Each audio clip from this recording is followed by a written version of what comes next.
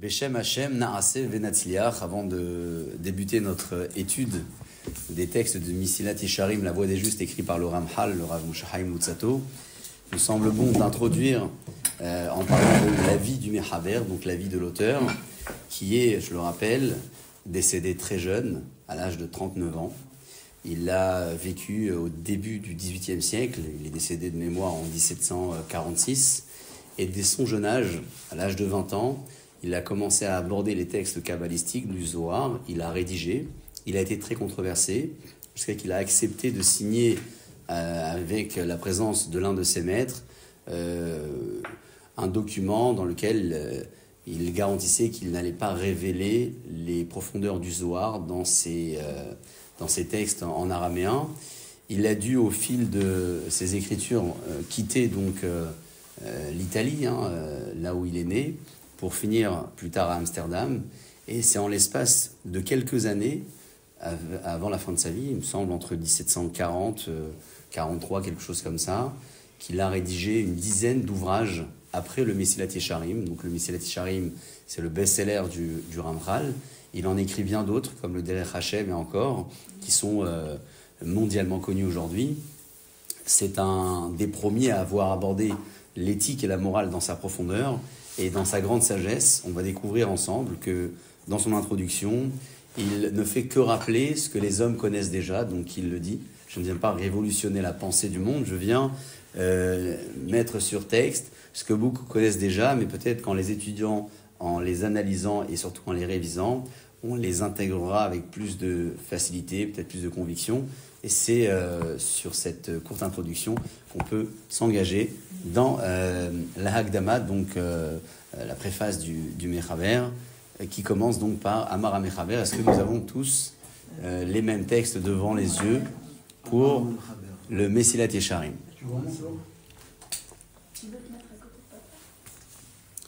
Pour faciliter l'accès, je lirai donc en hébreu et je traduirai en simultané. Vous avez certainement des traductions devant vous que je n'ai pas. Donc n'hésitez pas, si vous avez peut-être des traductions plus percutantes que les miennes. Et comme ça nous permettra de synthétiser les idées au fil des passages ou des paragraphes. Amar HaMechaber, l'auteur dit, Achibur Hazeh, cet ouvrage, Lochibarti, je ne l'ai pas rédigé, les Lamed livnei Adam, afin d'apprendre aux hommes, et Asher lo yada'u, ce qu'ils ne savent pas déjà. Et là, les Azkiram, c'est uniquement pour leur rappeler, et Tayadou alaim var, ce qu'ils connaissent déjà. Ou Meforsam etzlam, et ce qui est déjà populaire, donc connu, Pirsum Gadol, avec une popularité importante. Donc, il introduit déjà ces premiers mots en mettant en avant le caractère d'un ouvrage moral et éthique qu'on ne connaît pas encore, mais qui est censé simplement rappeler ce que les hommes connaissent déjà. Kilot imtsa, car tu ne trouveras pas, donc cher lecteur, Berov Devaraï, dans la majorité de mes propos, et là Dvarim, seulement des sujets, des idées, chez Rov Bene Adam, que la majorité des gens, Yodim Otam, connaissent déjà, Velo Mistapekim Bahem Klal. Ce ne sont pas des sujets qui contentent l'esprit des hommes, tout le monde le sait, mais malgré tout, ça ne contente pas. Pourquoi? Et là, chez Kefi Rov Pirsumam, tellement ces propos sont connus, ou Keneged Ma chez Amitatam, et en correspondance avec la vérité qu'ils détiennent, Gelouya Lakol, qui est su de tous, car ainsi, Ha'elem Mehem, le Ha'elem, c'est-à-dire l'écart ou l'oubli peut-être, ou le manque d'attention à leur égard, Matsui Mehaod est très fréquent, Ve'ashicha Rabba, et l'oubli est important. Que dit-il? C'est tellement connu, tellement su, que c'est tellement peu apprécié et peu intégré. C'est-à-dire que de considérer qu'un propos est populaire, est grand et su, ne fait pas de lui forcément un propos de conviction. C'est l'objectif donc du Ramchal, c'est de mettre sur texte ce qui est déjà populaire, pas pour le dépopulariser si le terme m'est permis, mais surtout pour qu'on puisse les lire avec nos yeux et les intégrer sans se dire « tiens, je sais déjà, je connais déjà, et donc je n'ai pas besoin de vrai pour les intégrer ». Alken, c'est pour cela. Enato Elet, l'intérêt n'est pas Hanilkar misé à tirer de ceci, misé à se faire de ce livre, Yotse Minakriabo Pa'amahat. ce n'est pas en lisant le livre une seule fois que l'on peut en tirer un intérêt. Kikvar efshar, car il est déjà même possible, chez Loïmtsa Akore, que le lecteur ne trouve pas Bessirlo, en son intellect, Chidushim, des nouveautés, Achar Kriyato, après sa lecture, chez Lohayabo, qu'il n'avait pas, Lifne Kriyato et la Mehat, avant sa lecture même la plus courte. Donc, une lecture ne suffit pas pour découvrir ce que l'homme ne sait pas déjà.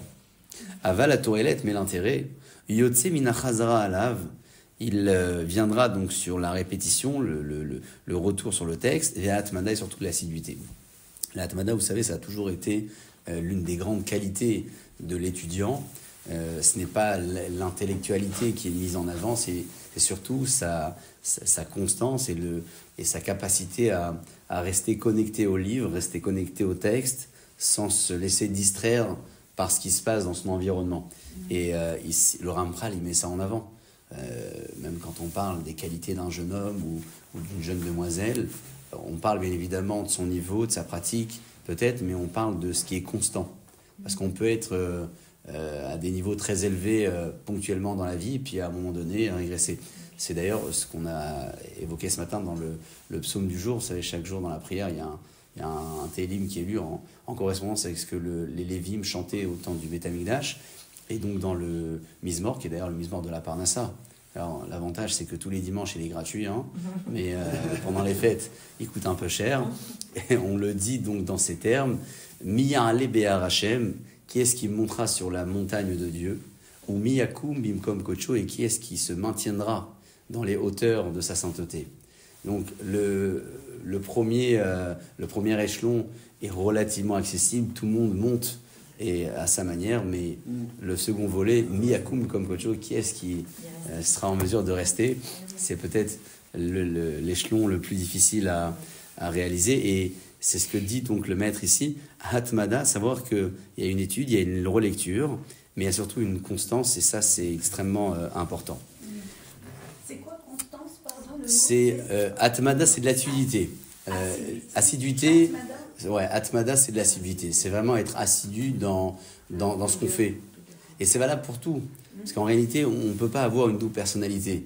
Si on est assidu dans la vie, dans ses études, alors on arrivera à être assidu dans la Torah. Et si, à l'inverse, on est assidu dans la Torah, on arrivera à être assidu dans le circuit de la vie. On ne peut pas avoir une double personnalité, un peu comme les enfants à qui on recommande très souvent d'être ordonnés, pas uniquement dans leur travail, mais aussi dans leur chambre, dans leurs affaires, parce qu'on ne peut pas être ordonné d'un côté et désordonné d'un autre. C'est tout un ensemble qui représente le personnage.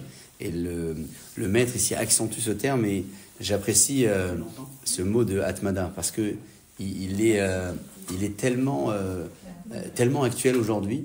On est dans un monde de consommation instantanée où tout doit se renouveler chaque jour et à chaque moment.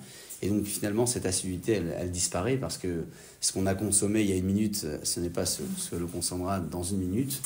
Et dans la Torah, malheureusement, on en est aussi impacté, puisque notre mode de vie est celui également que l'on va emprunter pour l'étude de la Torah. Et donc si dans la vie, on n'a pas cette assiduité, parce que tout change très rapidement, dans la Torah, on risque aussi de ne pas l'avoir. Vous savez, le Ramchal, il a vécu dans une période où les faux messies se déclaraient. C'est pour ça qu'il a été contesté, controversé au départ, parce qu'on avait peur de la révélation kabbalistique d'un jeune homme qui avait la bonne vingtaine. Il est arrivé juste après, c'est ça ? Il est arrivé, oui, après Shabbatai Tzvi, c'était aussi, c'était plutôt au XVIIe siècle. Au XVIIe ou XVIe, en tout cas, c'est sûr que c'était avant. Lui, il était au début du XVIIIe. 1709, 1746, quelque chose comme ça. En tout cas, il était au début du XVIIIe, le Ramchal. Et il y avait des craintes comme ça, hein, ça se déclarait. Il aurait pu, c'est ça la crainte.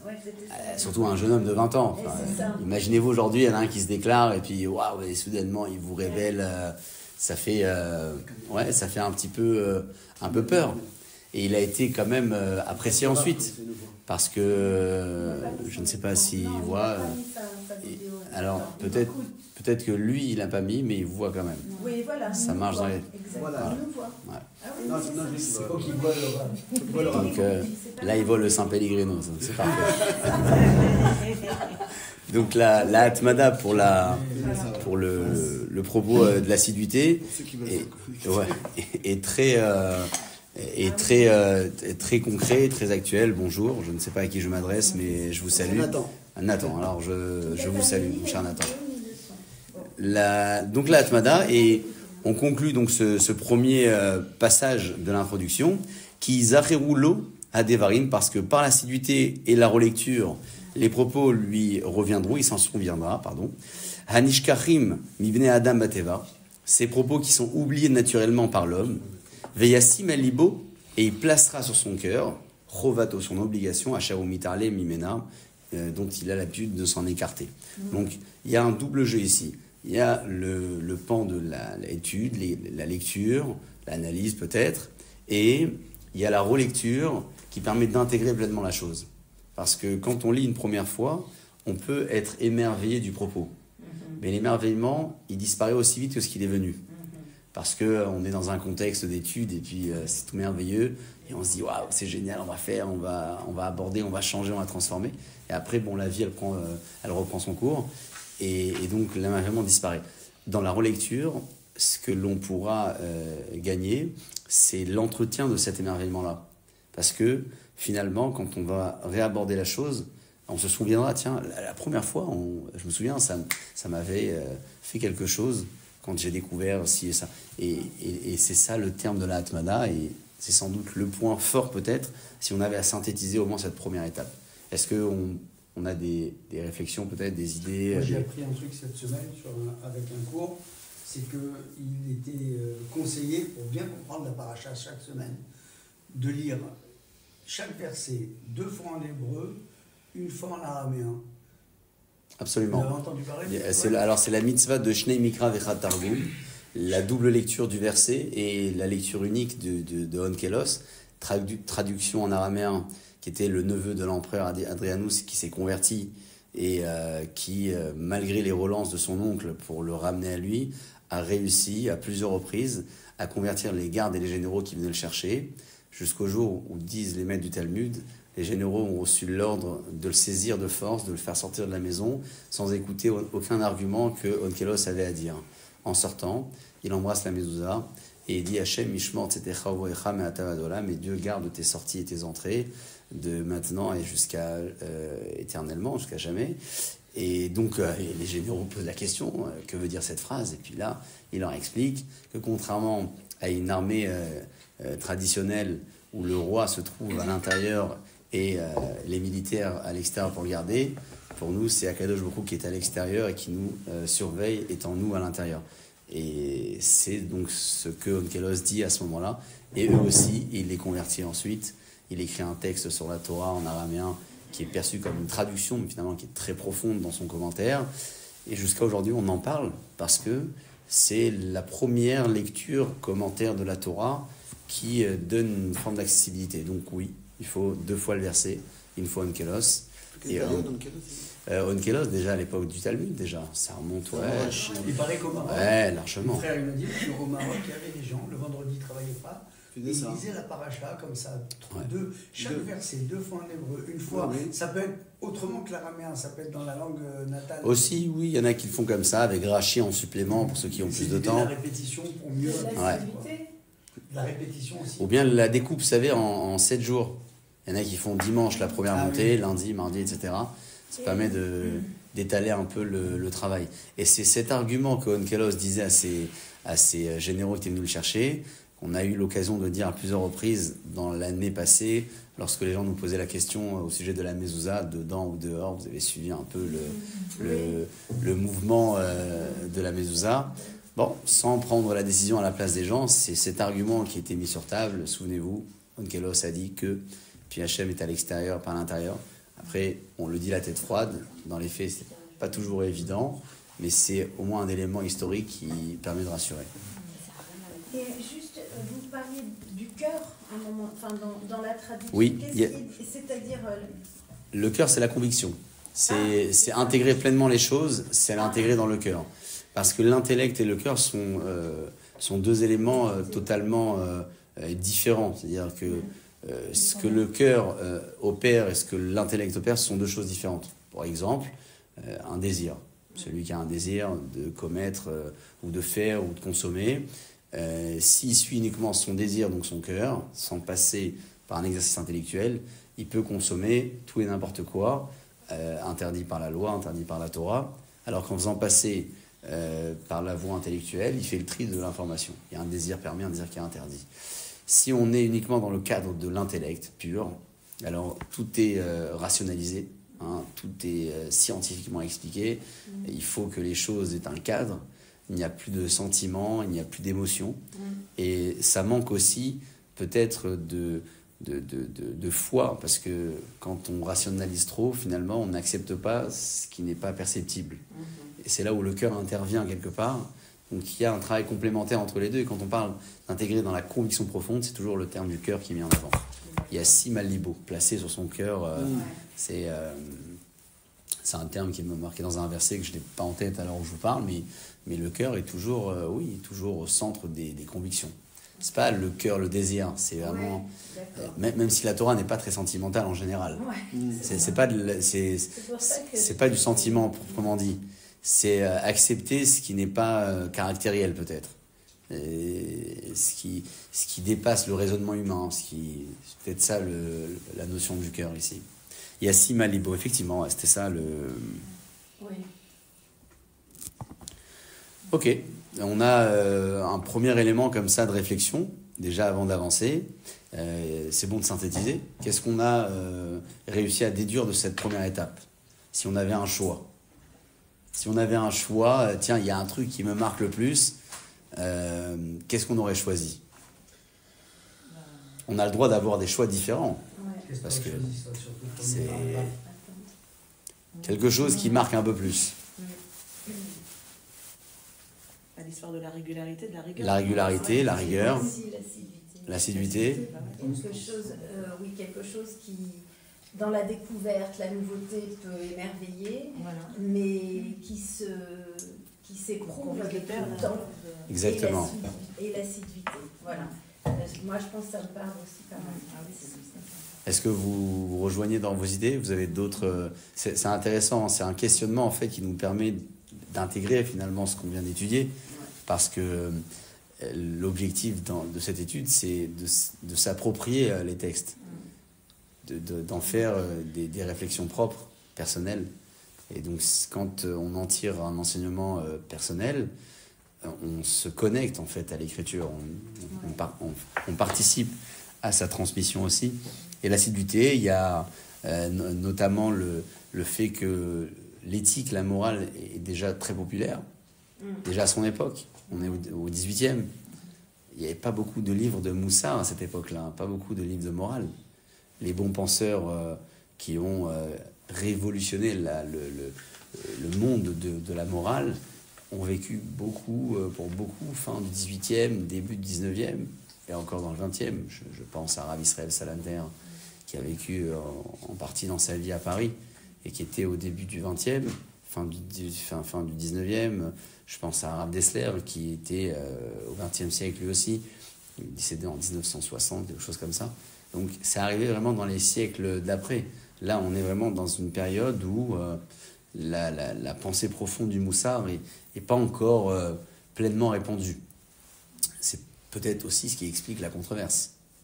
Parce que c'était une révolution. J'ai vu un paradoxe du coup, parce que je pensais que c'était plus... Alors je me suis trompée. Je pensais que c'était au contraire répandu, et que ce qu'il disait, qu'on savait déjà, mais qu'il rappelait, c'était déjà... Bien dit. C'est un vrai paradoxe, c'est vrai. C'est-à-dire que lui, il dit que le propos est populaire. Oui, c'est ça. Maintenant, son approche, alors avant le Mesilat Yesharim, parce que ça n'a pas été controversé du tout. Ce sont d'autres textes qui ont été controversés. Celui-ci a fait quasiment l'unanimité quand il a été... j'ai pas plus d'arguments que cela. Peut-être qu'il y a eu quelques contestataires. En tout cas, c'est pas à ce niveau-là que les controverses ont eu lieu. C'est dans des textes beaucoup plus profonds. Là, on est dans un livre qui résume un mode de pensée qui est kabbalistique, je ne pense pas. Donc, sur ce volet-là, il dit c'est populaire, oui. Mais après, quand il a commencé à s'exprimer, lui, il a exprimé des idées avant cet ouvrage, dans un monde où on ne connaissait pas encore l'approche du Moussard, l'approche de la morale. l'approche parallèle de l'étude de textes formels, mais pas concrètement au niveau de la voie des justes de ce livre. Ce livre est arrivé un peu après. D'ailleurs, peut-être que dans les temps de controverse, il y a des ouvrages qui ont été rédigés qui n'ont pas eu l'occasion de paraître dans des maisons d'édition. Je ne sais pas, il faut vérifier. Mais ce n'est pas en tout cas clairement sur ce livre. Donc il y a un paradoxe si on regarde le tableau d'ensemble, mais si on décompose les étapes et les écrits, on se repère plutôt bien. Ok. Il a ressenti peut-être à son époque, il a ressenti le besoin. Certainement. Oui, certainement. Peut-être une baisse de la moralité ou certainement. Mais il y a de l'inspiration. Vous savez qu'Akadosh Baruch Hu, il offre à chacun un talent. Alors, on en fait usage ou pas, on l'immerge ou on l'émerge, ça dépend du choix de chacun. Mais évidemment, il y a un talent et incontestablement, le Ramchal, qui était pour beaucoup un théologien, c'est autant un kabbaliste, quelqu'un qui avait une pensée profonde. Donc il a eu cette approche, il a eu ce talent, ce cadeau d'Akadosh Baruch Hu qu'il a mis à contribution. C'est surtout ça. Est-ce qu'il y a deux catégories de personnes dans l'approche de l'étude? Est-ce qu'on peut mettre d'un côté les intellectuels et d'un autre côté les non-intellectuels, pour ne pas décrire les choses autrement? Est-ce que ce mode de pensée conviendrait davantage à une élite ou il convient à l'ensemble? Le Ramchal sait la critique et il la met donc sur papier déjà dans son introduction, dans l'étape qui arrive juste après. Pardon, la critique, c'est que ça pourrait s'adresser qu'à un monde intellectuel ou non? Ça pourrait s'adresser, oui, oui, ça peut être une critique. Il ne le dit pas en ces termes, mais on le dit dans nos termes avant d'aborder la suite. D'accord. Oui, parce que c'est l'argument le plus simple pour s'en détacher. Comme pour le reste de la Torah. Oui, c'est vrai, la Torah l'interdit, mais ça c'est pour une élite, pas pour moi. Donc c'est une critique facile, très simple. On se dit faire partie de l'élite dans les domaines qui nous intéressent, et soudainement, quand ça nous intéresse moins, on fait partie d'une classe un peu moins élitiste, parce qu'on préfère s'en dégager. Alors, il ne va pas le dire dans ces mots, mais il va parler en tout cas des intellectuels.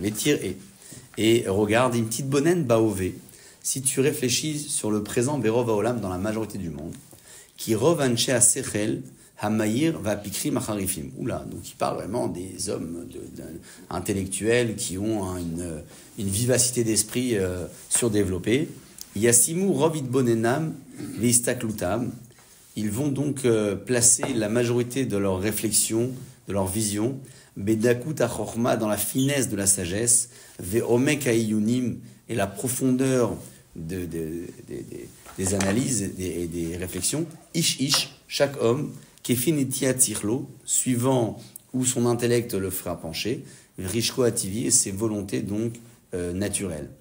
Il va expliquer donc en fait que dans les personnes intellectuelles, il y a effectivement une recherche d'intellectualité, mais chacun va exercer cette intellectualité dans un domaine où il se sent plus à l'aise. Il sent qu'il a une étia, il a un petit quelque chose qui l'attire. Donc, on va parler de science, on va parler d'art, on va parler de je ne sais pas, d'architecture, de physique. Alors, vous avez ici tous les termes qui y sont évoqués. Ce sera intéressant de savoir comment vous les traduisez. Qui yesh sheitrechu meod. Certains vont se fatiguer. Bemerkar abri avatea, pour analyser donc la création et la nature. Donc, comprendre réellement la création du monde et le fonctionnement de la loi de la nature et aller jusqu'au sens naturel éventuellement. Acheri mitnout, quand d'autres vont placer kol yunam, toutes leurs réflexions, et les truna vandasa. Alors c'est plutôt là, on est dans l'architecture, c'est comment vous traduisez chez vous la handasa? Ça, c'est la géométrie. La géométrie, c'est la truna. Et handasa? Astronomie. Alors c'est astronomie. Acheri limlachot, pour d'autres activités encore. Ou bien acheri mikantsu yoter el hakodesh, c'est intéressant parce qu'il ne met pas la science ici. Donc, d'autres vont pencher plutôt vers les sujets religieux. Dainu limuda Torah Akdosha, l'étude de la Torah, qui, évidemment, se catégorise suivant halacha, mode de pensée, étude. Donc, il le dit ici dans des termes. Mehem bepil poulé halachot. Certains qui sont dans l'étude religieuse vont analyser la profondeur de la codification de la loi. Même midrashim, d'autres le midrash. et même Piskadinim, lorsque d'autres vont s'arrêter à la loi figée, pas au pourquoi et au comment, mais Achmeatim, ils sont peu, Iyu Minaminazé, de cette partie de la population qui s'est fait le plaisir de mettre à contribution leur intellectualité dans la Torah. De ces gens sont peu, Asher Gbiou Iyun Venimoud, qui vont fixer leur réflexion et leur étude, Inyane Shlemut Avoda, sur ce qu'on appelle la Avoda. La Avoda, c'est littéralement le service adressé à Kadosh Baruch Hu, mais surtout le travail personnel de la vie de l'homme, à la Hava sur l'amour de Dieu, à la Ira sur la crainte, à la Dékout sur la tâche, l'alcool, Cher, Kelkea, Chassidut, et sur toutes les autres mesures de piété. Donc, on a ici découvert, non pas une critique contre le monde intellectuel, simplement dit que dans cette partie intellectuelle de la population, où certains ont plus tendance à aller vers la science, vers l'astrologie, vers l'astronomie, vers certainement d'autres exemples qu'ils ne citent pas, il y a peu de personnes qui vont choisir, dans le cadre de l'étude de la Torah, choisir de s'approfondir, de s'arrêter davantage sur l'analyse des textes qui permettent à l'homme de se construire. Clairement, c'est ça, Avoda. Je crois qu'Avoda, c'est ça. C'est la construction personnelle. Un service. Je ne crois pas que la traduction littérale nous aidera pour beaucoup, mais au moins l'idée qui se cache derrière la Avoda, qui en réalité veut dire deux choses complémentaires l'une à l'autre. Avoda, c'est service adressé à Dieu. Avoda, c'est aussi le travail personnel. Parce que pour adresser un service à Kadosh Baruch Hu, il faut avant tout s'y préparer et être construit. Mais excusez-moi, est-ce qu'il donc du coup il oppose des gens en fait à dominante scientifique, aux gens religieux? Est-ce qu'il les oppose? Non, il les oppose pas, parce qu'on peut très bien être scientifique et être un homme de Torah. Je crois que c'est Freud qui disait qu'il ne croyait pas aux savants authentiques sans foi profonde. J'avais entendu une fois dans un des séminaires un certain Rav Weintraub, peu connu du public français, qui nous racontait, au nom de son maître, le Rav Weinberg, qui a connu Einstein. Donc ce que je vous raconte, c'est Einstein source 2. Et donc ce Rav Weinberg, le maître de celui qui tenait la conférence et le séminaire, demande à Einstein la question fatidique, est-ce qu'il croyait en Dieu? Et donc il a expliqué que tout scientifique de renom arrive forcément à la phase de l'infini. Il y a un moment donné où on arrive à la phase de l'infini. Si tu veux appeler cette phase de l'infini Dieu, c'est ton droit. Voilà ce que dit Einstein à cet homme. Et donc, avec beaucoup de... Bon, on dit qu'il avait une part de foi. On n'est pas là pour lui faire le procès. C'est sûr qu'un scientifique est le mieux placé pour croire en un Kadosh Baruch Hu. C'est ce qui se dit. Les grands scientifiques disent que le monde il tient sur quelques réglages qui sont, si tu les bouges au milliardième de la virgule, il n'y a plus rien qui existe dans ce monde. Et qu'ils en viennent quasi tous à accepter l'idée de, on peut l'appeler Dieu ou ce qu'on veut, mais une force suprême, quelque chose de... Ils en viennent tous à ça. Quasi tous les scientifiques maintenant sont, à cause de ces réglages de l'univers, de ces chiffres, qui ne peuvent pas, ils ont essayé dans les laboratoires, de bouger un truc, le monde il disparaît, il n'y a plus rien qui se tient. Et donc ils disent, bon, il doit y avoir quelque chose au-dessus. Ils ont quand même peur de dire le mot Dieu. Oui, parce que ça... Ils ont peur de dire le mot Dieu. C'est une croyance en tant que telle. Mais en quelque part, ils disent, ça ne peut pas être juste le hasard. Non, c'est pas le hasard. D'ailleurs, vous savez, le Rambam ne dit jamais le mot Dieu dans son introduction des lois de Emouna et de Madar. Il appelle ça le Matsui Rishon, la première créature sans laquelle aucune autre créature ne peut exister. Et c'est évidemment un Kadosh Baruch Hu. Donc, même le Rambam choisit des termes Matsui Rishon, l'existence première. C'est dit avec beaucoup de sagesse de sa part. Donc c'est la réponse qu'a donnée Einstein, mais tout scientifique a toutes les possibilités de croire en Kadosh Baruch Hu. Après, chacun a sa liberté du choix, et on peut être scientifique et croire en Dieu, ne pas l'être et y croire, l'être et ne pas y croire. Enfin, je veux dire, c'est propre à chacun. Mais ici, en tout cas, il ne les met pas en opposition du tout. Simplement, non, c'est pas... Est-ce qu'on peut juste dire qu'il souligne où il observe que il observe. Ouais, il observe. Voilà, qu'un scientifique se cantonne à ses appétences, à ce qu'il maîtrise le mieux, c'est-à-dire l'astronomie, la physique, etc. Et veut faire l'économie en sachant qu'il fait ça, de son rapport à Dieu et de cette épreuve qu'est la progression de lui-même pour un service parfait.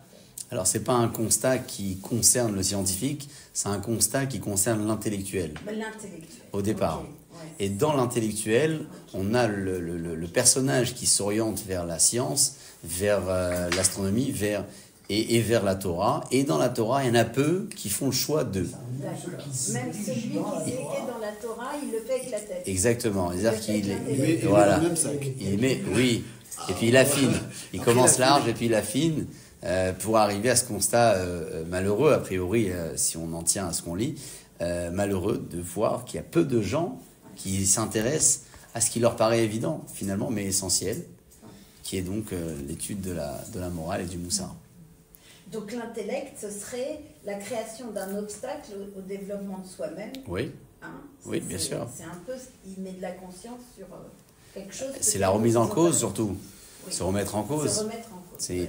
Et c'est plus difficile peut-être pour un intellectuel que pour un autre. Oui, bien sûr. Parce qu'un intellectuel, il se dit peut-être même inconsciemment, sans se le dire, qu'il a déjà atteint un palier. On est déjà installé à notre... Et il faut tout rectifier, tout redémarrer, c'est compliqué. Alors que celui qui ne prétend pas être un intellectuel, ou qui ne prétend pas avoir des qualités surdéveloppées ou développées, peut-être il aura moins de mal. Mais son objectif surtout de dire qu'il y a peu de gens qui l'exercent. C'est pas forcément de dire qu'il y a des non-intellectuels et des intellectuels. C'est-à-dire que même dans les intellectuels, il y a très peu de gens qui s'y intéressent. Vous pouvez juste renommer le qui s'y intéresse. Moi, j'ai besoin d'une précision. Que veut dire s'y intéresse? Oui, à à la construction personnelle. Voilà, c'est ça. Okay. C'est ça le point fort de ce deuxième volet. Okay. Il fait un constat qui est toujours valable. Absolument. Il dit que la majorité des gens, ils sont attirés par la connaissance, en gros. Pour résumer. Ouais. Pourquoi? Parce que la connaissance, c'est quelque chose de concret, quand même. Bien sûr, je fais un effort, j'ai un résultat, je me satisfais de ce résultat. En gros, c'est ce qu'il dit. Hein. Ouais.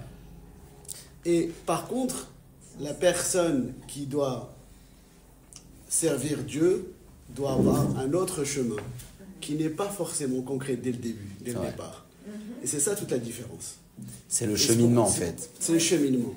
Et on constate qu'aujourd'hui, il y a une minorité de gens qui vont vers Dieu. Pourquoi? C'est ça le point d'interrogation. Parce qu'on veut de la consommation instantanée, on veut du... C'est ça qui est intéressant. Parce qu'il y a quelque chose d'invisible dans ce cheminement. Pourquoi? Et ce qui est interdit, c'est abstrait. Alors qu'il est essentiel. Alors qu'il est essentiel. Mais on pense qu'il existe pas. Même un scientifique a besoin de cheminement. Est-ce que c'est l'un des buts de l'homme dans ce monde, c'est d'aller chercher ce cheminement? Absolument. Bien sûr. Évidemment, parce que le cheminement... Prenez l'exemple simple, un exemple simple. On apprend aux enfants des mathématiques, de niveau élémentaire à niveau supérieur.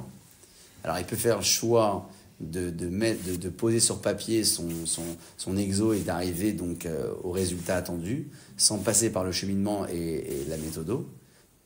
Et son exercice est juste, mais il sera quand même mal noté. Pourquoi il sera mal noté? Parce qu'il n'a pas fait l'essentiel. Il n'a pas fait tout le cheminement, il n'a pas fait la méthodo, il a raté tout le... Mais c'est juste en fait. Comment il a fait, on ne sait pas, mais c'est peut-être un grand génie. Mais il n'a pas passé le... Donc même en scientifique aujourd'hui, c'est très bien combien le cheminement est important avant le résultat. Seulement, on l'accepte plus facilement dans le monde profane et plus difficilement dans le monde religieux. Je vous donne un autre exemple qui est un peu parlant. L'exemple, peut-être qu'on a eu l'occasion d'en parler dans quelques interventions précédentes, de ceux qui achètent les colliers de camilla, de fil rouge, enfin tout ce qui se vend ici et là et qui promet un avenir meilleur. Je connais pas de médecin ou de grand avocat qui a porté un collier et qui est devenu médecin ou avocat. Pour donner un exemple concret, ils ont travaillé, il y a un parcours derrière. Alors si on accepte que dans le monde profane, il y a un parcours nécessaire pour évoluer et devenir quelqu'un, et avoir une carrière, un statut. Pourquoi est-ce qu'on ne l'accepterait pas dans le monde de la Torah? Pourquoi est-ce que là, il faut le collier, la camilla, et il y a le raccourci, on y va immédiatement, il n'y a pas de cheminement, alors que dans le monde extérieur, pour nous c'est évident, oui bien sûr, il y a 5 ans d'études, 10 ans d'études, 40 ans d'études. Il faut, et c'est là où je mets en avant ce que disait Le Maître dans l'intro, il faut avoir une personnalité. Il faut savoir être le même en fait. Ouais, c'est ça. Dedans comme dehors. Dans la Il faut Torah avoir comme quoi, les une personnalité? une seule personnalité. Ah, oui. Un mode de vie, un mode de pensée. Un. C'est pas dans la Torah je pense comme ça et à l'extérieur non. Eh oui. Dans la vie de famille comme ça, mais dans la vie professionnelle non. Il faut avoir un mode de pensée. Et ça c'est de la construction personnelle. On bute sur. Moi, ce qui m'intéresse, c'est on bute sur quoi dans la Torah pour ne pas faire la même chose que ce qu'on fait dans le monde profane. On bute quand même sur la foi, on bute sur la croyance peut-être aussi. Ça aussi, c'est un cheminement. C'est-à-dire, si on a une adhésion à Dieu, je peux imaginer que cette cohérence est plus facile que si on se questionne sur l'existence de Dieu. Ouais. Alors, Bien sûr. sur La quoi question on elle fait bute? peur. Ben oui. La question elle fait peur, on préfère l'éviter. Ouais, on bute sur ça, sur quelque chose d'impalpable, d'intangible. Ça. Or, dans le monde profane, on travaille, on obtient un diplôme, etc. C'est beaucoup plus Moi, Plus pour moi, simple. la cohérence Plus simple. plus simple. du service parfait, c'est vraiment le juif qui, compte tenu de ses compétences naturelles, bon, il est intellectuel, il est vif, son cerveau il marche vite. Quand il va aborder la vie de la Torah, il va l'aborder, et puis sa nature, elle va kiffer, je sais pas moi, les chiffres, comment ça s'appelle là quand on... la guématria. Les guématria, les trucs et tout. Mais en réalité, l'exercice pour moi qui est demandé ici, c'est, ok, tu es naturellement doué pour ça, mais n'oublie pas ta femme, n'oublie pas tes enfants, n'oublie pas tes prochains, n'oublie pas d'étudier un peu dans la semaine parce que ce dans quoi tu t'es mis complètement, ça t'a enfermé dans un truc et il faut que tu ailles voir ailleurs. Et cet exercice parfait, ce service parfait, ce serait une sorte de petit dosage subtil de plein de choses pour arriver, sans peut-être arriver à être excellent dans un domaine. Juste, C'est le mécanisme, en fait. juste avoir un peu de tout. Voilà, comme ça que je visualise le service parfait, peut-être pas être nickel dans tout, quoi. Mais ne pas oublier certains domaines. C'est un constat ou c'est une aspiration? C'est mon sentiment du service parfait. C'est-à-dire que à partir du moment où naturellement tu deviens technique sur un truc, tu vas évoluer, tu vas bien évoluer, tu vas vite évoluer. Et tu vas regarder que ça. Et peut-être que ton voisin est en train de se noyer et tu le vois pas parce que tu es là. Et donc peut-être un peu moins de ça et ouvrir un peu plus, qu'on n'est qu'un être humain, on ne peut pas tout faire dans une vie, on peut s'améliorer, mais c'est comme si on était dans l'eau avec nos enfants et qu'on ne veut pas qu'il y en ait un qui se noie. Donc on pousse celui-là, on avance celui-là, on met celui-là pour que tout le monde avance et fasse les 25 mètres et on regarde un peu partout. Ben, c'est un peu cet équilibre, pour moi, de recherche qui permettra peut-être pas que vous fassiez les 25 mètres en C'est possible, mais il faut au moins que ce soit une aspiration. Ah oui, Aspirer à, c'est une chose, réussir à l'avoir, c'est autre chose. Ah oui, ça. Si dès le départ on se dit qu'on n'excellera pas dans tous les domaines, alors on n'excellera dans rien. Exactement.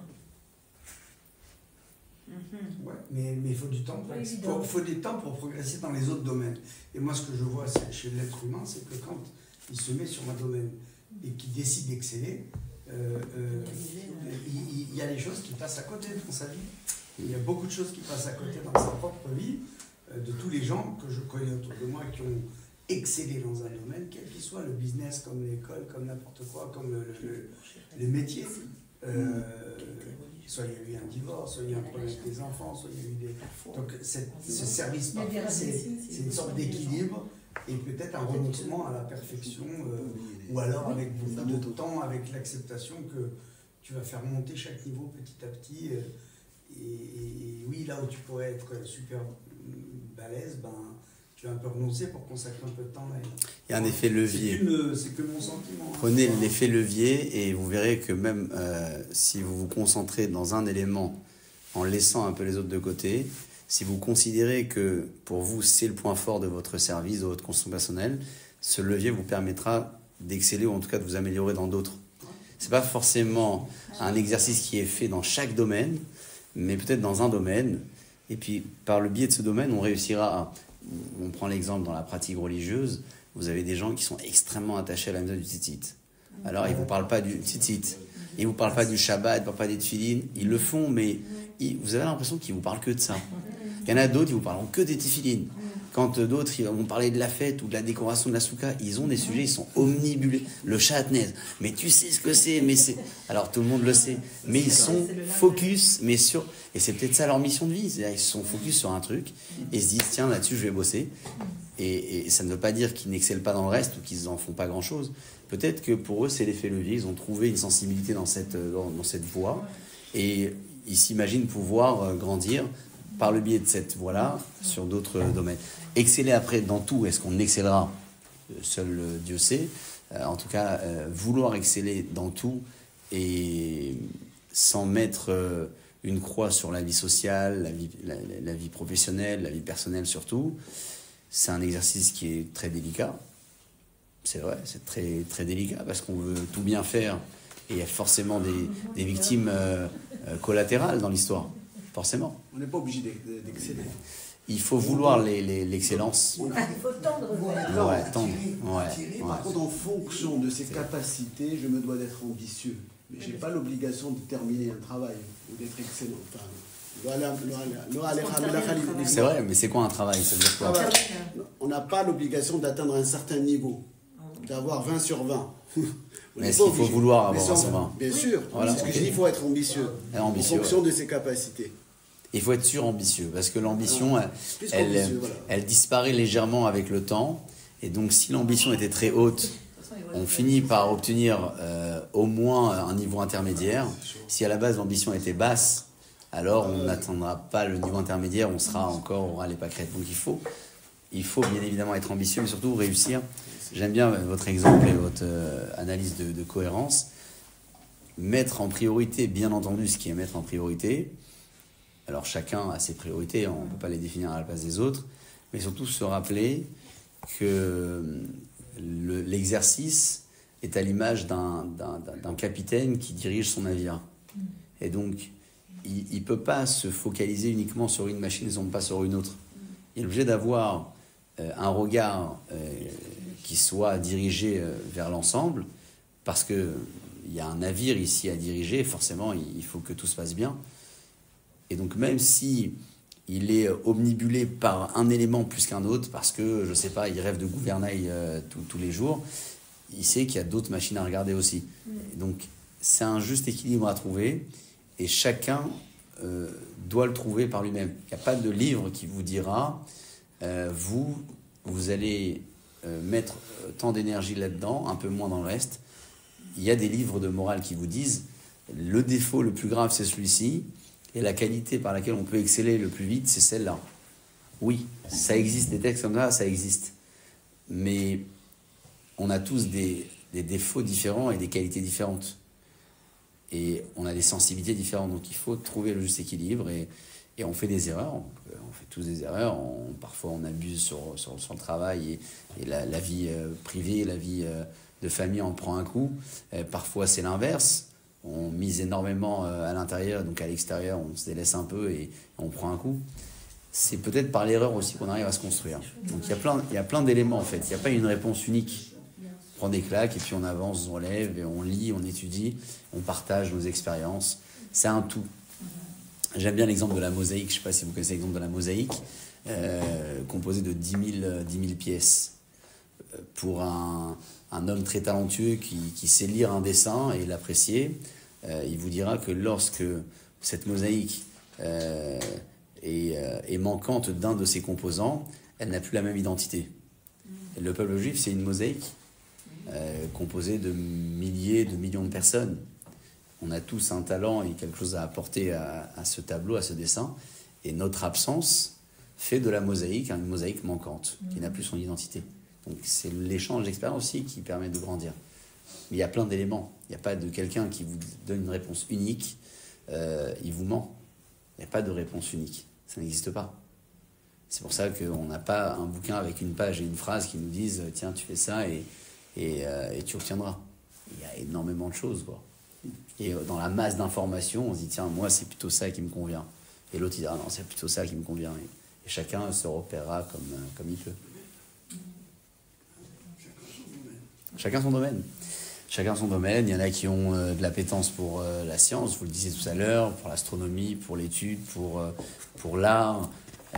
Et quand ils vous en parlent, ils ont des étoiles dans les yeux, mais vous y comprenez rien au tableau. Mais lui, quand il vous le raconte, il vous raconte des histoires merveilleuses, extraordinaires, alors que si vous étiez passé, vous, devant ce tableau, vous n'aurez rien vu. Mais lui, c'est... Et la même chose pour la science, la même chose pour le reste. C'est la musique, la même chose. Il manque un instrument sur scène, il est complètement bousculé, alors que vous appréciez, parce qu'il y a un peu de guitare, il y a un peu de piano, il y a un peu de violon, et ça fait l'affaire. C'est...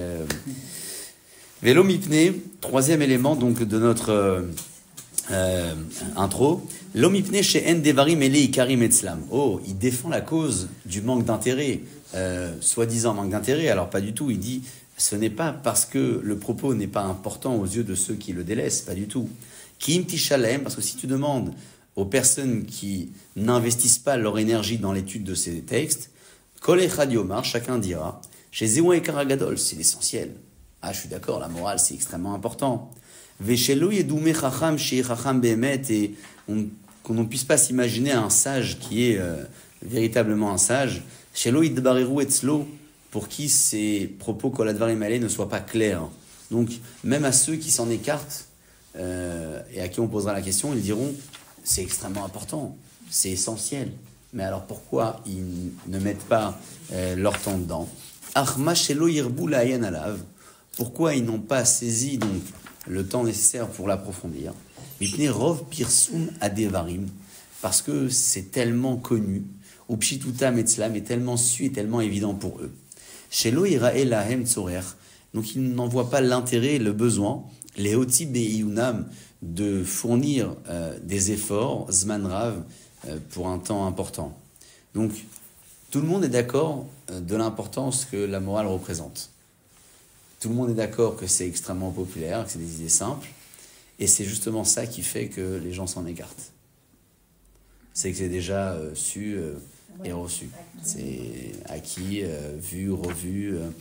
Velo isher limud advarim ele, et il ne restera pas de l'étude de ces textes, ou kriyat asfarim, et la lecture miséamine de cette catégorie-là, qui im etzel otam, uniquement auprès de ceux, chez en sichlam kol kardak, qui n'ont pas un intellect très fin, vekarov liot gas, presque grossier, chez ele tiré otam, ces personnes, tu les verras shokdim, assidus, versés dans al-kolze, dans l'étude de ces textes, ils ne s'en détacheront pas. Jusqu'à que l'habitude qui est d'usage donc dans le monde, qui est chétiré et chal mitraset, quand on verra un homme soudainement qui devient pieux, l'otuchal leimana, tu ne t'empêcheras pas milarchodoto legas aserel, de le soupçonner comme quelqu'un de grossier intellectuellement. C'est-à-dire qu'on a presque l'impression que le moussard est réservé aujourd'hui à les personnes qui ne sont pas du tout intellectuelles, un peu grossiers dans leur méthode, dans leur manière de penser, à tel point que lorsqu'on verra quelqu'un soudainement se construire, à devenir un peu pieux, plus engagé, plus sérieux, on dira, bon, c'est pas un intellectuel celui-là, c'est un illuminé. C'est quelqu'un qui est simplé. Il a été émerveillé par le premier livre qu'il a vu, et puis soudainement on le voit avec une tenue traditionnelle, et c'est le constat que le Ramchal fait il y a bien 300 ans. C'est quand même extraordinaire. C'est-à-dire que l'évolution aujourd'hui, elle est plus critiquée qu'appréciée. Oui. Peut-être qu'elle dérange. Alors elle dérange, bien sûr. Mais pourquoi elle dérange? Parce que ça nous engage aussi. Voilà, exactement. Et si lui il a réussi, Oui. Quand tu vois quelqu'un évoluer et que toi t'as pas évolué, peut-être ça Ah, dérange. ça te renvoie Ça te quelque renvoie en chose. fait que Ouais. t'as pas évolué. c'est ça, hein, on se dit Il est pourquoi. La Gars, différence c'est de l'eau. l'évolution de l'eau. Oui, je sais pas si c'est orgueilleux véritablement. Il traduit orgueilleux. Non, ils disent grossièreté. Grossièreté, ouais, c'est grossier, c'est simplé peut-être. Quelqu'un qui n'a dans pas la l'autre sens. finesse. Ouais, dans l'autre sens, ouais. Je pense que c'est dans l'autre sens. Là. Dans l'autre sens. C'est pas grossier verbalement, non. C'est quelqu'un qui n'est pas fin. Voilà, qui n'a pas la jugeote, comme on dit. Tiens, il a apprécié le premier texte, et puis soudainement, il s'est Donc on en est là, à ce constat toujours d'actualité ou pas? Ouais. Largement. Là, ce que dit le Ramchal, le manque d'intérêt, c'est ce qui se passe dans beaucoup de yeshivot aujourd'hui, qui donnent un temps d'étude des textes de Moussar tous les jours. Et c'est malheureusement difficilement apprécié parce que il manque souvent de méthode. Ça se fait souvent de manière très très autonome. Et dans la jeunesse ou l'adolescence, un enfant ne trouve pas encore l'intérêt d'approfondir ces sujets. Parce que ça paraît, encore une fois, évident. Et non, au contraire, on ne dit pas. Oui, mais on ne dit pas c'est profond. Au contraire, on dit ça va. Il est en train de dire quoi? Il faut me construire, ça va. Moi, j'ai étudié la Torah, je sais. C'est ça. Pas évident. Mais non, ça c'est un Meselet Yesharim, c'est un livre qui est extrêmement utilisé dans les chiffres, bien sûr. C'est l'un des livres les plus populaires. Il faut comprendre ça à 15 ans. Oui, il peut. Traduire, oui. Comprendre la profondeur, c'est une autre question. C'est là où l'adulte intervient par mission ponctuelle pour donner des cours hebdomadaires qui ne soient pas liés directement au texte, mais à la morale en règle générale. C'est le cours de Moussar hebdomadaire qui est dispensé en général, mais oui, Meselet Yesharim, il est largement étudié par tous les publics. Donc malheureusement, on voit que 300 ans nous séparent, mais c'est quelque part encore actuel. Et peut-être qu'on va réussir à changer la donne, je ne sais pas, mais au moins aspirer au changement et nous concernant, chacun personnellement, bien sûr. Parce que vouloir changer... C'est quand même des changements moraux, c'est pas des changements, c'est pas d'évolution dans la pratique. Ça engage. Forcément. De base, c'est quand même moral, c'est-à-dire que quelqu'un qui devient tout d'un coup honnête, on va pas lui dire pourquoi t'es mal. Ouais. Enfin, on peut pas faire des critiques sur quelqu'un qui devient honnête, qui devient plus moral. Quelqu'un qui change, qui fait Shabbat, ça peut déranger au niveau de la pratique, mais je pense qu'au niveau des actes moraux, est-ce que ça dérange à ce point-là? Ça dérange. Imaginez, vous êtes entre amis et puis vous avez l'habitude de parler des potins de l'actualité. Soudainement, vous avez un qui a décidé, c'est fini de mettre les boules caisses du matin au soir. Alors vous allez le prendre pour le religieux de service. C'est de la construction personnelle, ça aussi. Il fait attention à ce qu'il dit, à sa conduite. Il est plus vigilant. Et là, vous dites, c'est le religieux de service. Donc ça engage, bien sûr. Le Shabbat, c'est toujours l'exemple qui fait peur parce que le retour au Shabbat est malheureusement pour beaucoup fait de manière très radicale et pas de la meilleure des manières. C'est sûr que quand on s'engage à faire le Shabbat, il faut essayer de le faire au mieux et tout le monde progresse dans son Shabbat.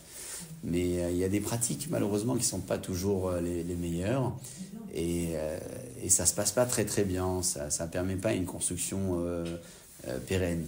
Parce qu'on est tout en haut et puis on descend tout en bas, puis on monte, on descend, parce qu'un jour on a entendu que c'est ok, le lendemain c'est pas ok, et puis il faut avoir un mode de pensée.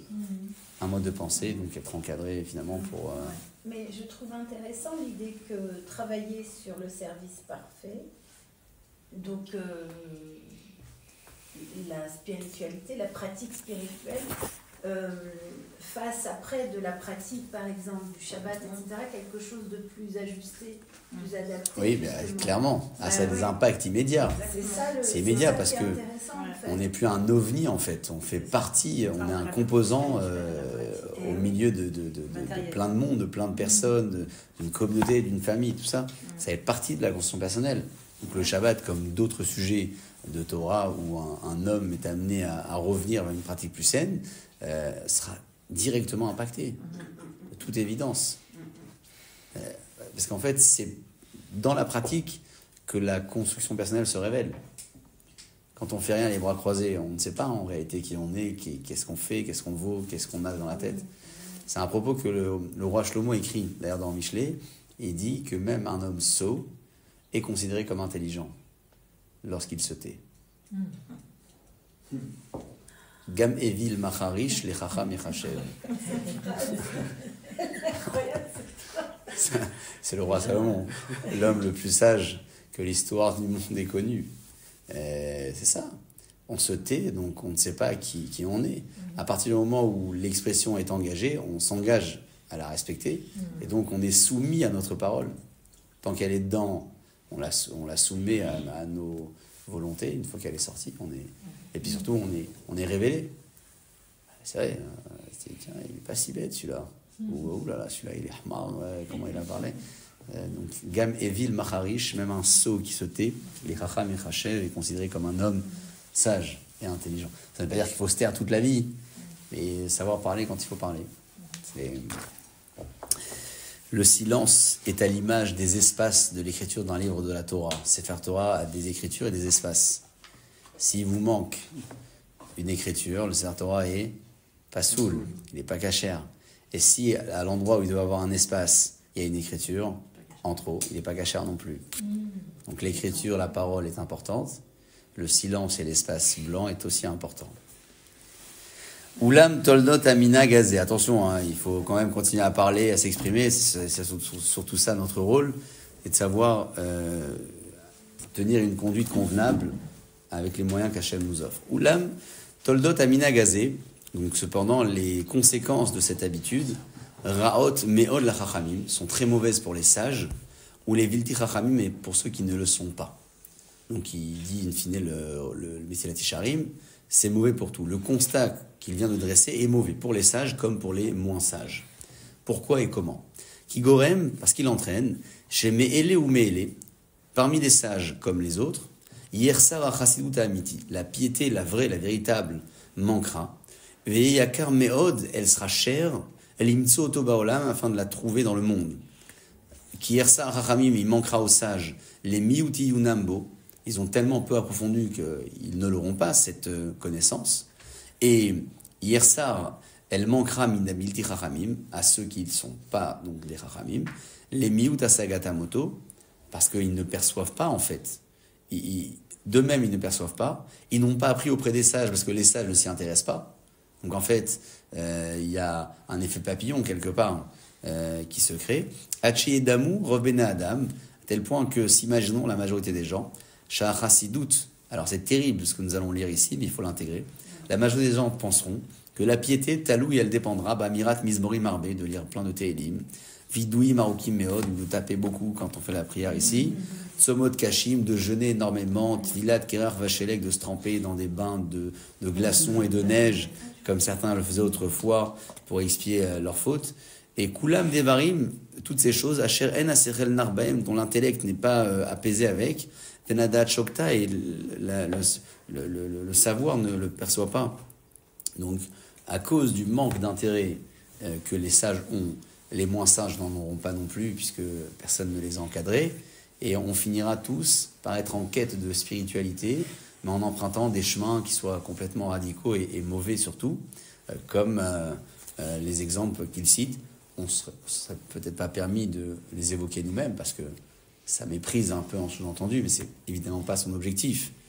Le Ramchal, il fait un constat. Il dit attention, la tfila c'est très bien, le télim c'est très bien, mais c'est une chose. L'action personnelle c'est autre chose. On ne peut pas confondre les deux.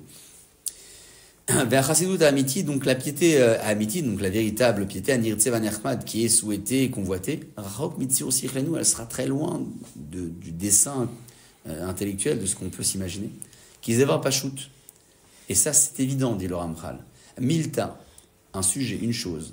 Des la rami ala denash. Un homme ne se préoccupe pas. Lavadate.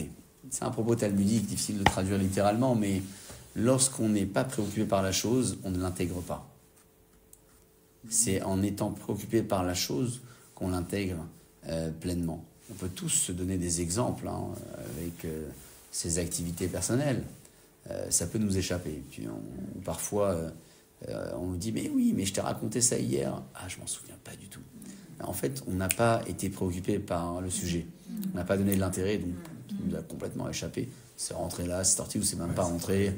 Ça arrive, mais ça arrive à tout le monde. Mais c'est véritablement ça, c'est qu'on n'a pas mis plus d'intérêt que ça. On a écouté d'une oreille comme ça. Mais c'est le défaut de l'homme, je vous rassure, on est tous pleinement concernés. Et moi le premier. Donc, on retient ce dicton talmudique. Milta de la ramia la niche, c'est en araméen, lavadate. Lorsqu'on n'est pas préoccupé par la chose, on ne s'y attache pas et on l'oublie forcément. Bien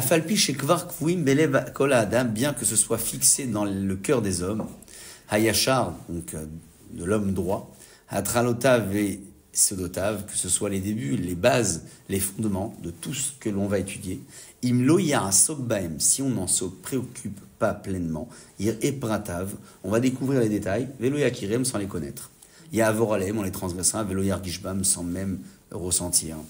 Le terme, vous savez, de l'arasok, c'est un terme qui fait référence à la préoccupation, mais aussi au travail.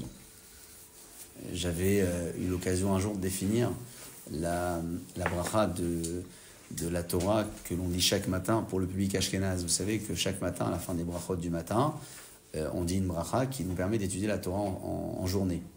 Comme on dit une bracha avant de boire un café ou manger une pomme, un fruit, on dit le matin Baruch ata Hashem, etc. Asher kideshanu b'mitzvotav, donc il nous a sanctifiés par ses lois. Vetzivanu, il nous a ordonné al divrei Torah sur les paroles de la Torah. Et c'est pour ça que immédiatement après la fin des brachot du matin, on dit la lecture des Kohanim. Yivarechecha Hashem Yishmerecha, parce que ça constitue une étude à part entière. Et comme la bracha est immédiatement suivie de la consommation, la même chose pour l'étude de la Torah, la bracha est immédiatement suivie de la consommation, c'est-à-dire de l'étude.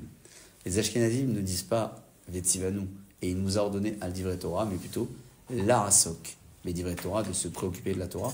C'est le terme talmudique dans le traité Berachot. C'est quoi le terme de l'arasok?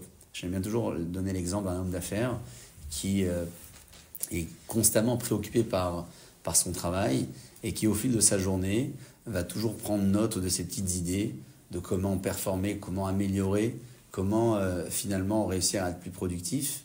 C'est ce qu'on appelle un askan, un vrai homme d'affaires. Il n'est pas figé dans un cadre formel. Il arrive à quitter ses repères, il arrive... parce qu'il est constamment dedans. La Torah, on nous demande aussi d'être comme ça, d'être l'arasok, des montages fiscaux. Si c'est dans le cadre... Voilà, peut-être. Mais est-ce que ça préoccupe? C'est ça la question. C'est ça la préoccupation. Ouais, c'est ça. C'est ça la définition. C'est ça. La préoccupation, c'est H24. Je sais pas, imaginez-vous que vous avez un projet qui vous tient à cœur et vous n'arrivez pas à le finaliser. Vous êtes possédé par la chose. Vous en rêvez quasiment la nuit. On se lève, on dort, on mange avec cette idée en tête. C'est ça en fait. C'est-à-dire qu'il faut être obsédé par la Torah, mais c'est-à-dire que les choix doivent toujours être guidés par la voie du code divin. C'est ça l'arasok b'divrei Torah. Est-ce que j'ai le droit de dire ça? Est-ce que j'ai le droit de manger ça? Mais ça devient presque instinctif. On ne va pas faire une réunion et prendre un stylo, une feuille et puis se dire oui, non. Après, ça rentre un peu dans le mode de pensée. Mais pour que ça rentre, il faut étudier le... Pardon. Dites-moi. Mais là, vous parlez de la Torah, de la pratique. Est-ce que c'est de ça dont il parle le Ramchal? Non. Le Ramchal, il parle de ce qui nous amène à ça. Voilà, d'accord. Donc Parce en fait, se préoccuper de quoi qui nous amène à ça?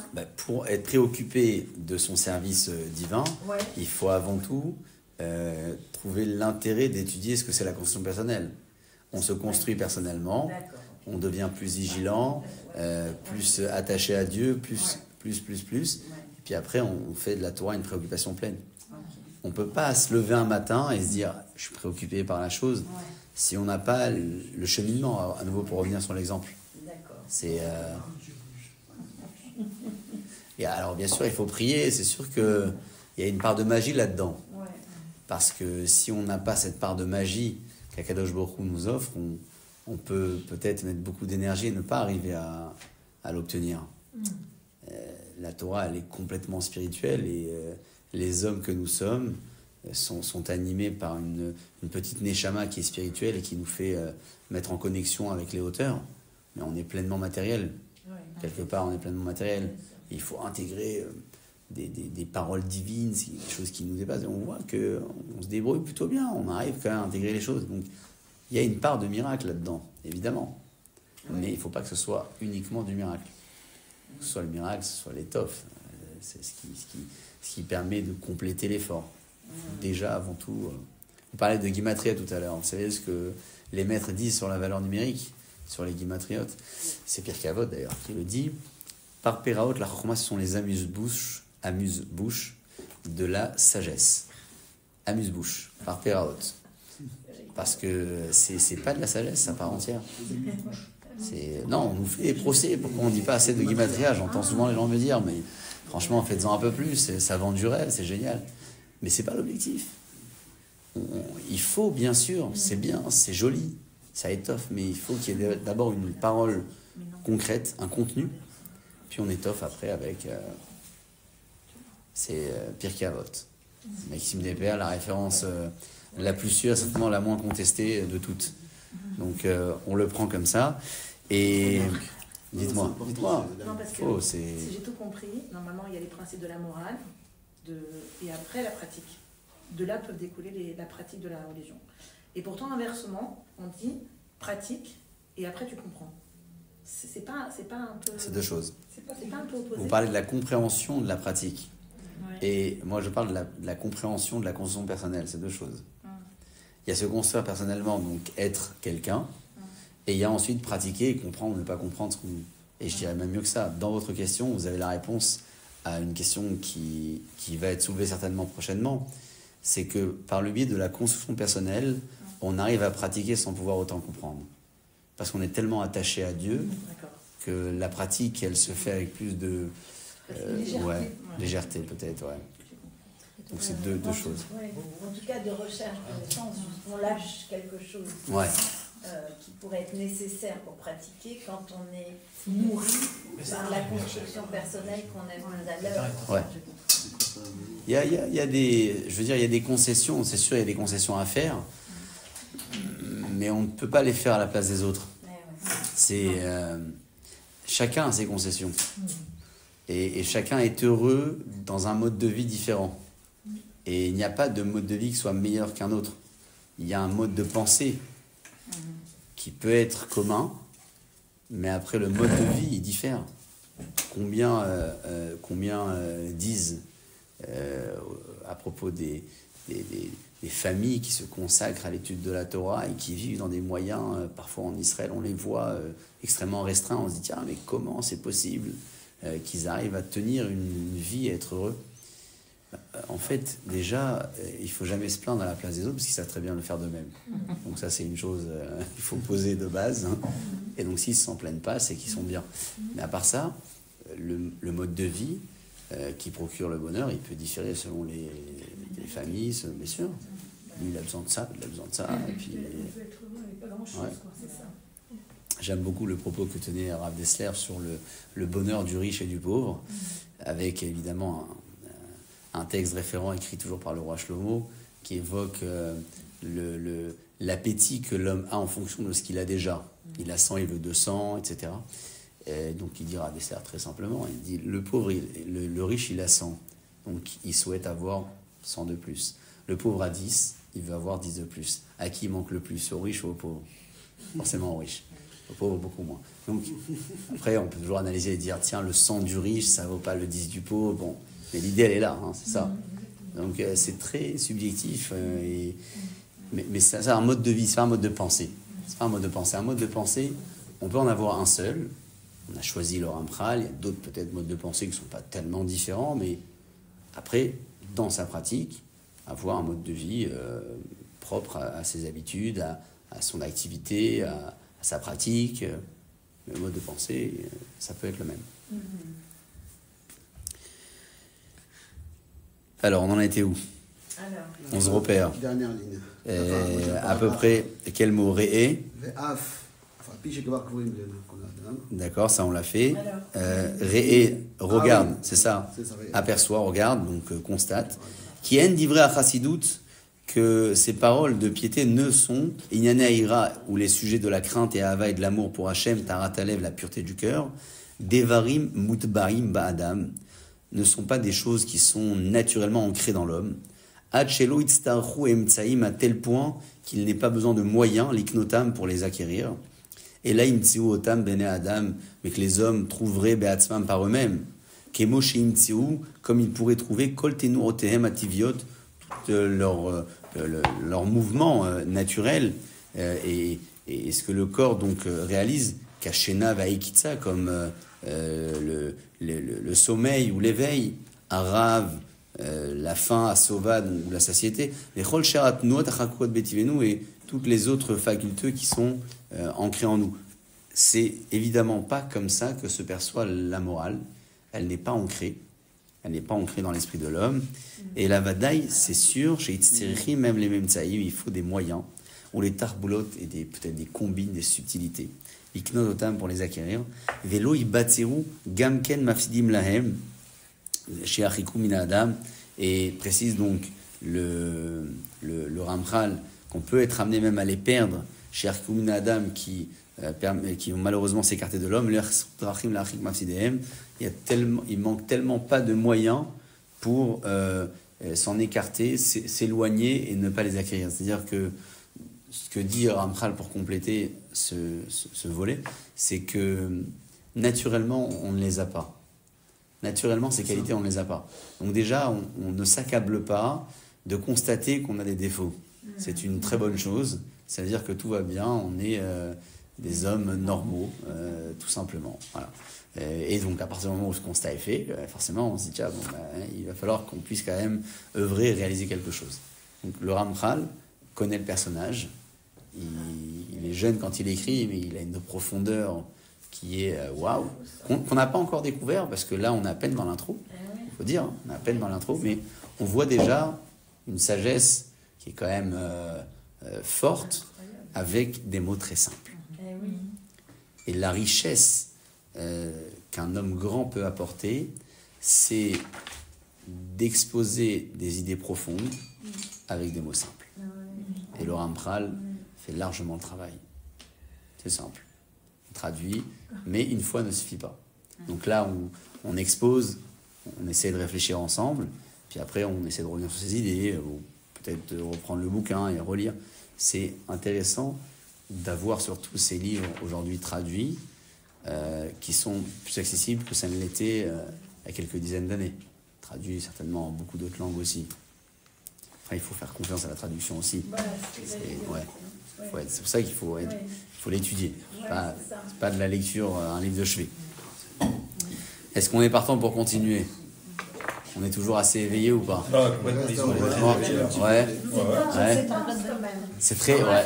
Ah oui, c'est... La difficulté de cette introduction, c'est qu'il parle de quelque chose qui va aborder après. Ouais.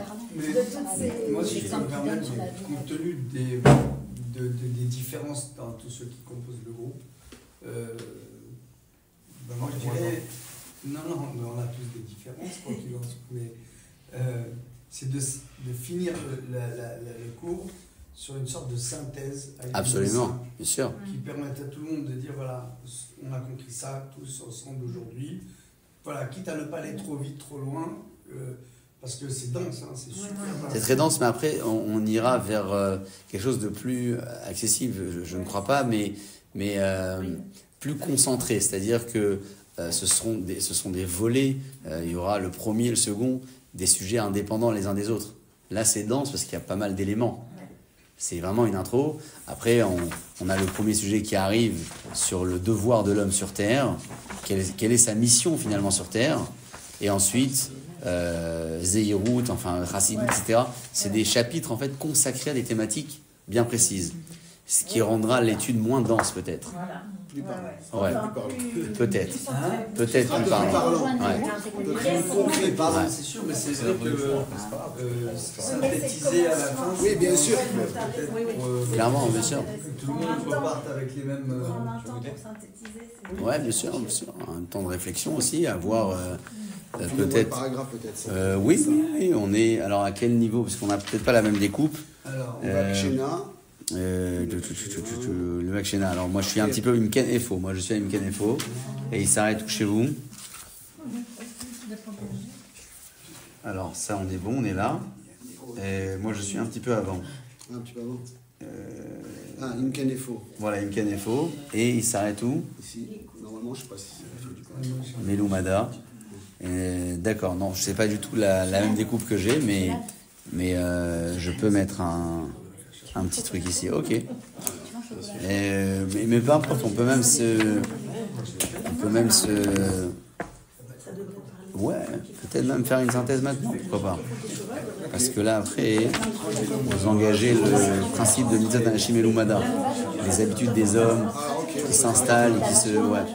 On peut synthétiser. Ok, très bien. ما يتابع خخمة زد Alors, qu'est-ce qu'on fait? On poursuit un peu? On peut synthétiser. De la synthèse? Ouais. Alors, on fait la synthèse. Alors, on écoute. La synthèse. À toi, alors. Ah non, pour moi. Alors chacun peut, chacun je ferai une petite bracha après pour finir. Merci. Moi, C'est j'ai retenu quelque chose. Alors. c'est bien. Si on peut faire un tour de table Non, tour de table, c'est quoi? Tour de table, on commence par de la ceux qui veulent. Ceux qui veulent. Je crois que Ceux c'était qui bien veulent. Oui, moi, ça m'a parlé, l'histoire de faire teshuva, pour quelqu'un qui fait teshuva ou quelqu'un qui se retrouve dans la pratique, de commencer par étudier ce livre, donc du coup, avec les principes de morale, du coup, peut-être effectivement avoir de l'amour, se rapprocher de la Kadosh Baruch Hu, et à ce moment-là, de pratiquer.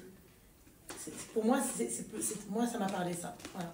Ou que de se retrouver en faire teshuva, à dire voilà, tu fais ça, tu fais ça, tu fais ça. Sans comprendre, et et après de dire bon, voilà.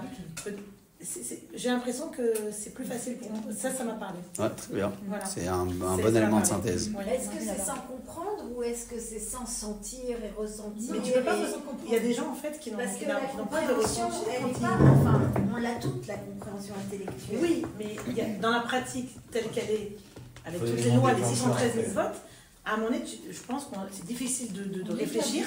Tu es obligé déjà de pratiquer. Et la pratique, elle est quand même très... Enfin, moi, je le vis au quotidien, elle est compliquée. Et ouais, je sais que je passe à côté de plein de choses. Mais je me dis, se rapprocher de Dieu, aimer Dieu. Et du coup, moi, je pense que la pratique sera plus facile. À tous les niveaux. Même les choses les plus... Ça n'empêche pas d'aimer Dieu. Après pas qu'il y ait petit-déj. Non, ça n'empêche pas d'aimer Dieu, mais c'est le contraire que je dis. Ça remet les compteurs. Je dis que Chacun sa sensibilité. le fait que tu aimes Dieu, ce sera C'est plus vrai. facile Et dans là, la c'est pratique déchaîné. que pour ceux qui aiment Dieu, pas besoin de pratiquer. Mais ceux qui sont obligés, enfin pas obligés, mais qui font teshuva, d'aimer Dieu, c'est plus facile de pratiquer. Moi, j'ai retenu ça. Mais il ne parle pas beaucoup de pratique. Je sais pas. Oui, mais moi, je suis dans la pratique. Il Moi, je parle suis dans de la... C'est mon combat. Mais est-ce que... C'est ça sa force. C'est ça la force du Ramchal. C'est qu'on n'est même pas encore arrivé au niveau de la pratique. Moi, ça me parle plus. Déjà, t'es en avance. Hein?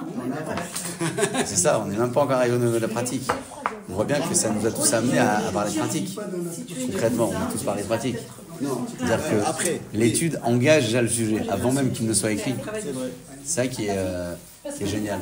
les vrais pratiquants te disent tu fais et tu comprends. Eh ben, c'est ça mais que moi c'est j'ai déjà jamais compris.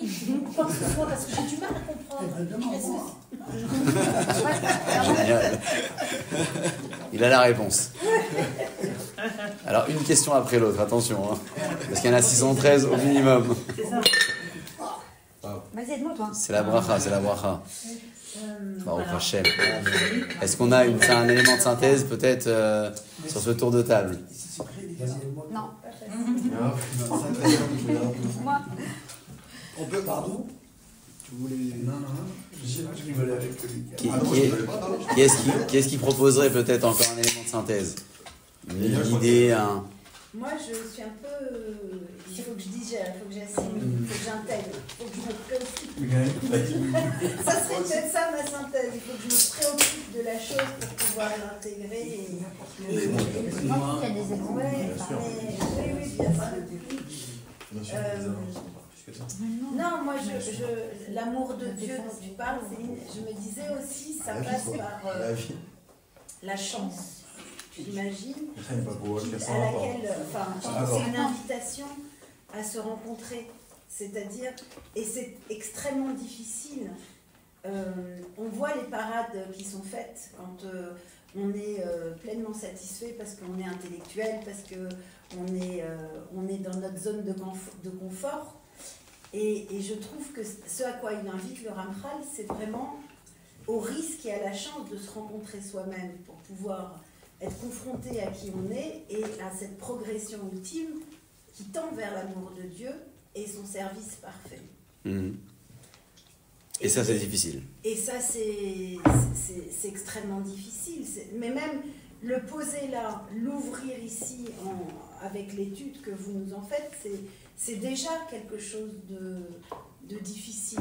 C'est-à-dire il y a une conscience posée dessus de ce à côté de quoi on peut passer si on ne le fait pas. Ah, clairement. Voilà. Clairement. Et je trouve que c'est, une fois que la graine est semée, à nous de voir ce qu'on veut en faire. Ce qu'on veut...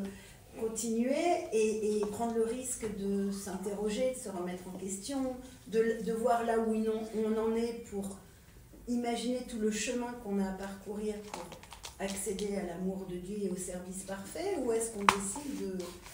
Voilà, On n'a pas parlé de remords du tout, hein, vous avez remarqué. De remords. Oui, pourquoi? Mais c'est intéressant parce que vous soulevez le point, c'est une réaction naturelle, mais c'est pas forcément par là que le Ramchal nous encourage à nous engager. Naturellement, on se dit que si on passe à côté, on aura des remords. Est-ce que le Ramchal en a fait un sujet d'étude? Pas actuellement. Moi, j'étais pas là, j'étais pas dans le remords, j'étais dans la prise de conscience de quelle direction on veut prendre. Ok. Pas tellement, le remords, c'est peut-être un peu moral. C'est juste la responsabilité qu'on a dans nos vies de prendre tel chemin, sachant vers quoi ça va nous mener, ou tel autre, en se disant je reste intellectuel ou je reste. Voilà. Très bien. C'était à cet endroit que j'étais. Mais j'apprends que le Ramchal n'est pas dans le... C'est en tout cas pas de suite. Ouais. Ce n'est pas le sujet, mais naturellement... Dans la responsabilité. La responsabilité, mais naturellement, on réfléchit comme ça. On se dit, tiens, c'est tellement important, si on passe à côté, c'est naturellement, la réaction est naturelle. Ça peut être un penchant, mais lui, il n'est pas à cet endroit. Pas là. Pas à l'endroit de la culpabilisation, Non, de la culpabilité. pas du tout. Ok. Moi, ce que je comprends, c'est que le Ramchal, cette introduction-là, et qu'il est en train de nous prévenir, qu'il va nous parler de choses profondes qui peuvent paraître légères ou évidentes ou connues de tous. Il nous prévient que deux qualités sont à développer, la constance et la répétition, pour pouvoir entrevoir les messages qu'il essaie de nous faire passer. Parce que le piège, c'est l'évidence. Ouais. Exactement. Le piège, c'est l'évidence. Donc tout ce qui paraît évident ne paraît pas devoir être à l'origine d'un travail personnel, alors que tout va être dans le travail personnel dans les futurs paragraphes. Exactement, bien dit. Tout à fait. Ce que je trouve le plus fou dans cette introduction, c'est que le texte a l'air de nous concerner aujourd'hui plus que jamais, alors qu'il a été rédigé après 300 ans. Et c'est toujours ma première réaction quand j'ouvre un livre sur l'éducation écrit par le Rav Hirsch, il y a une centaine d'années, 150 ans, qui relève les problèmes de l'éducation. Le Messilat Yesharim écrit après 300 ans, de retrouver des problématiques qui sont encore actuelles, malgré la diffusion large de la Torah aujourd'hui, malgré l'intérêt fort que les gens portent pour l'étude et pour la pratique, malgré le retour à la Teshuvah qui se développe et qui prend beaucoup d'ampleur, et on félicite toutes les personnes qui s'y engagent, on voit que les problématiques de morale sont toujours d'actualité, et on se demande quelque part, est-ce qu'on n'est pas passé à côté de quelque chose? Personnellement, chacun, on se pose la question, on n'est pas là pour se juger, mais pour se juger soi-même. Est-ce qu'on n'est pas passé à côté de quelque chose? Est-ce qu'on n'a pas, comme le dit le Ramchal, considéré aussi que c'était évident? Et donc, sans dénigrer, on s'est dit que de toutes les façons, on savait déjà. Ou est-ce que on ne s'est absolument pas du tout intéressé, non pas parce que c'était évident, mais parce qu'on n'a pas pris le temps de considérer que c'était un cheminement important. On s'est dit que ça pouvait venir peut-être après, qu'on pouvait largement pratiquer, et puis après on verra, on se construira. Ça ne veut pas dire que celui qui a pratiqué sans avoir passé l'étape de la construction personnelle n'a rien pratiqué. Il a pratiqué, bien sûr, tout est à son honneur, mais il n'a pas réalisé le travail de fond. Et ce travail de fond, il est essentiel pour compléter vos synthèses.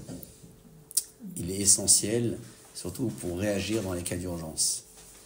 Parce que quand on est dans son confort habituel, on arrive plutôt bien à se raisonner, à raisonner. C'est lorsqu'on sort de sa zone de confort, lorsqu'on quitte ses repères habituels, lorsqu'on est en cas d'urgence, c'est le cas de le dire, alors là, soudainement, la nature revient au galop. Hein, c'est un peu ça. Et s'il n'y a pas une construction de fond, pour réagir comme il faudrait réagir, alors on passera à côté de quelque chose.